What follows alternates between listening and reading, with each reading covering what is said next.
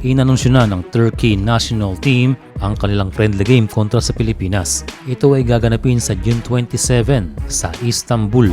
Hindi katulad sa Poland, ito ay walang ticket dahil ito ay isang training camp o magtutulungan sa pagpapalakas ng dalawang bansa. Kung ang Gilas Pilipinas ay merong 14-man pool, ang Turkey ay merong 16-man pool. Pero ang sayang lang ay hindi maglalaro ang mga NBA player ng Turkey. Ito ay sina Sedi Osman at Alperen Şengün. Wala man ang dalawa pero ang pool ay merong dalawang 7-footer at dalawang 6'11". Isa rito ay si Sertak Sandi, isa sa veterano ng team at isang EuroLeague champion. Maganda siyang halimbawa para sa ating mga big man kung anong skill set ang meron ba ang isang EuroLeague center at 7-footer. Plays fundamentally, di na pinahihirapan, mobile at efficient sa kanyang outside game.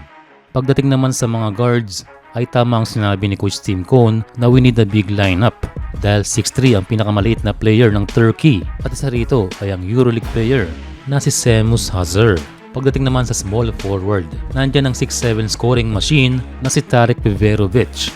Kaya competition-wise, ay sulit pa rin ang ating pakikipag-tune up sa Turkey. Kaya masusubukan ng ating pool of players at gayon din ang coaching ni Coach Tim Cone dahil kanyang makakatapat si Ergin Ataman na isa ring veteranong EuroLeague coach. Kaya both players and coaching staff ay matututo sa ating trip sa Turkey. Well, kung June 27 ang kanilang game sa Istanbul ay ilang araw lamang ito sa training camp ng Gilas na magsisimula sa June 21 or 22. Kaya napaka-importante ng bawat araw ng Gilas. Kaya walang oras dapat na maaksaya. Mabanggit lang natin, after the B-League and KBL season, ay maraming Pinoy ang pumasok sa free agency. Kaya kanya-kanyang negosasyon sa kanilang mga previous teams na majority sa kanila ay handang tanggaping pabalik.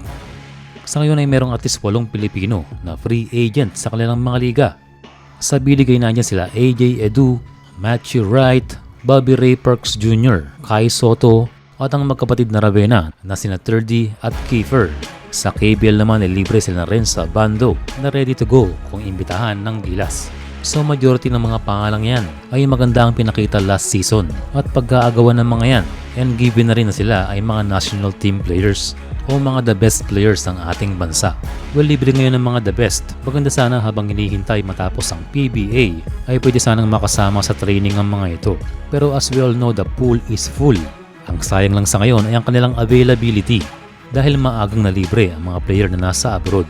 And sa mga hinihintay na players ng Gilas sa PBA ay hihintayin pa dahil posibleng pumasok sila sa finals.